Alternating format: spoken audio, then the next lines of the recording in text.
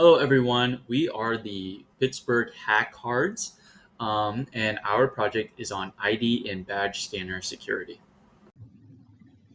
Now I will go over our project. So contactless campus cards, usually NFC cards, maybe you've heard of that, are the primary access methods for many buildings, including CMU buildings.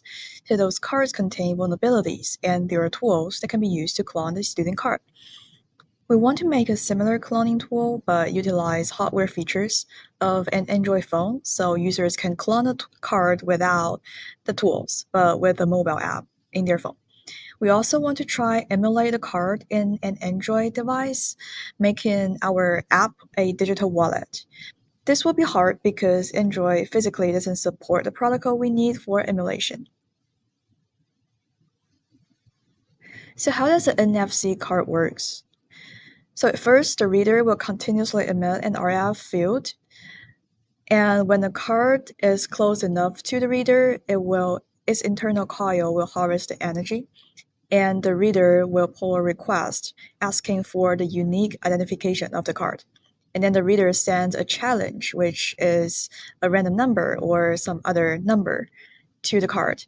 And the card will encrypt with the number with its private key or shared key between the card and the reader.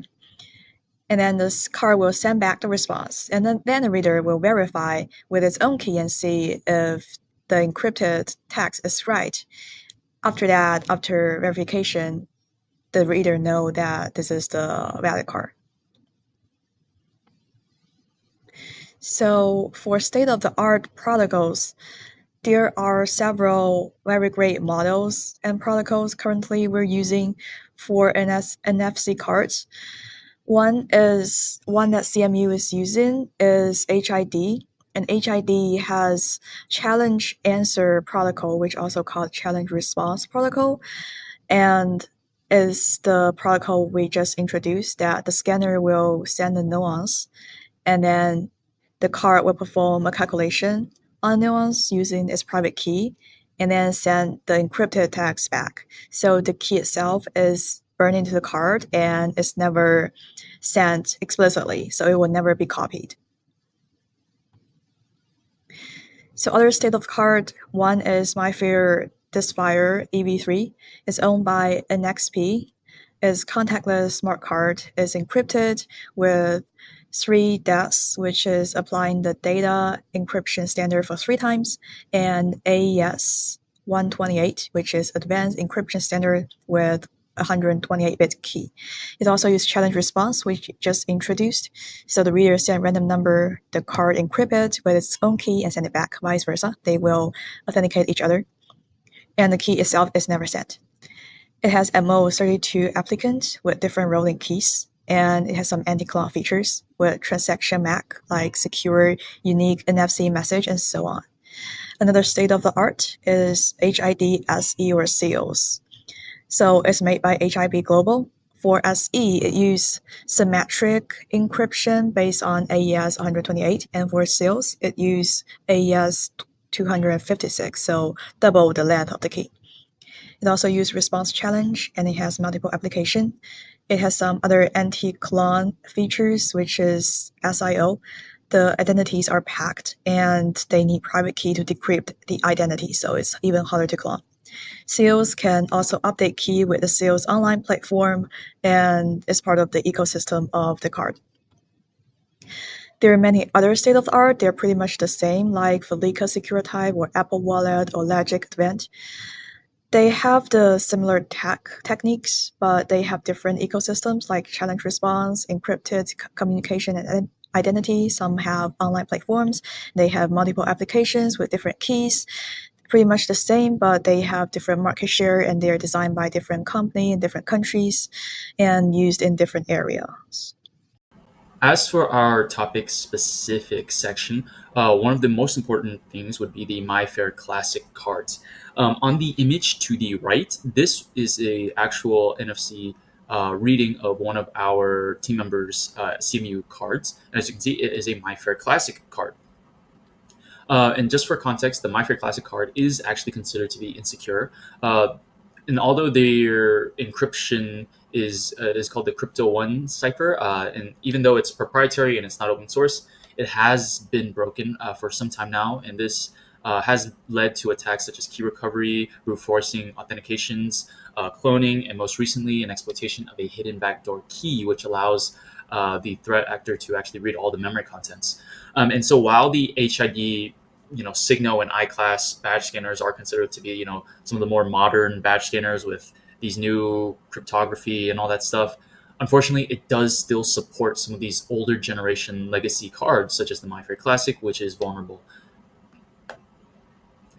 Another tool would be the Proxmark 3. And this is kind of the Swiss knife when it comes to a lot of the NFC readings between kind of, a card and the badge reader.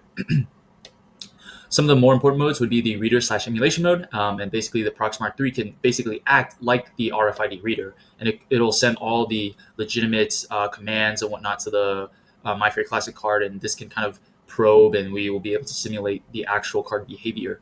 There's also a sniffing slash monitoring mode. This can passively listen to the RF communication between a real card reader and the card, and this will allow us to capture raw frames. And in these frames would be UIDs, nonces, encrypted payloads, and things like that. And this will kind of allow us to then, do some offline analysis and kind of do some more testing on our own. There's then also card emulation. So the Proxmark 3 has this really cool feature where we can basically impersonate a card and just kind of, replay like the card's chosen UID or memory image.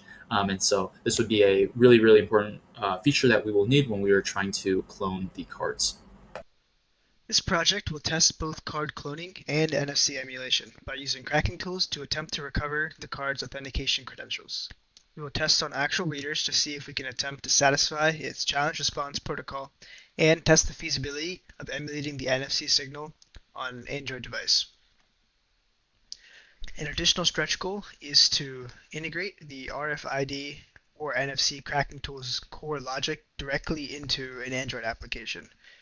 This will simplify the process by limiting the need for separate hardware and letting user leverage their device's built-in NFC capabilities.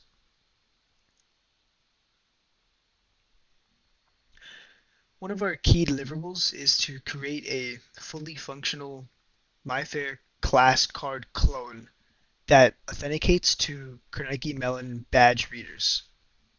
And this would ideally be reproducible authentication events with logs of what exactly happened.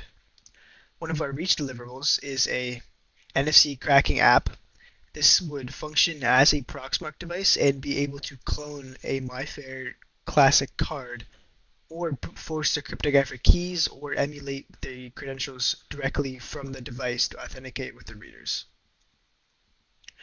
Another deliverable might be collection and analysis of the NFC or RFID wireless communication between the university card and the badge scanner.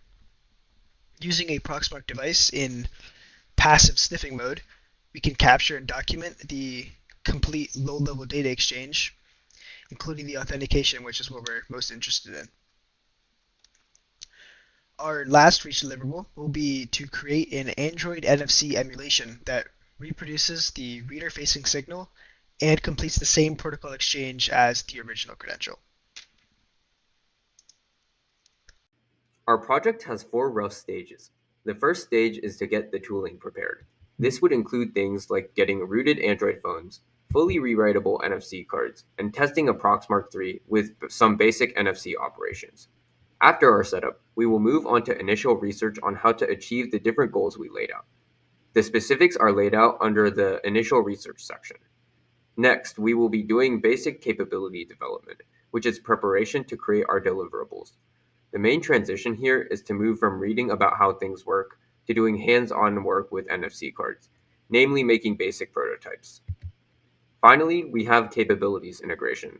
This portion will need the most coordination, as we want to package the different techniques learned into a usable application. The application might be made from scratch or built on top of an existing open source app. Ideally, during this stage, we are able to port some of the Proxmark 3 functions, like AutoPwn, which can crack MyFair Classic card keys, into an Android application to make the capabilities more accessible. The spotlight capability here would be the virtual NFC card wallet. We leave the final week of school after Thanksgiving for preparing our final write-up and presentation.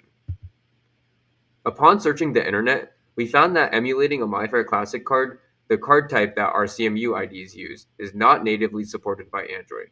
This makes it really difficult for Android to act as a virtual wallet. Android phones only support the ISO 14443-4 transmission protocol via their host-based card emulation API and have a different card organization and structure than the MyFair Classic cards, which have a different transmission protocol. Any further investigation to make Android natively emulate a MyFair Classic card would likely require research into the low-level NFC control service on Android, which uses the libnfc-NCI and libnfc-NXP libraries. Potential solutions would likely require rooting or reflashing Android with a modified libnfc library to add MyFair Classic card emulation. However, since Android still supports I/O to MyFair Classic cards, an easy solution would be to assume that we have a rewritable MyFair Classic card attached to the back, which can be done easily with a phone case. Then, whenever the user wanted to switch cards, the app controller could just rewrite all the data for the desired card onto the rewritable card. Some components of Android are only accessible with a rooted device. One of the most notable examples in our case would be the embedded secure element, which has extra NFC capabilities that only the Google Wallet can use by default, unless the phone is rooted. Considering the lack of native MyFair Classic card support from Android provided by the HCE, or Hardware Capability Emulator, any solution that doesn't use a hacky rewritable card attachment will need to be rooted. Ideally, our application should still have a non-root accessible capabilities, so we will need to make separate application portions that do not need root, and then those that do need root.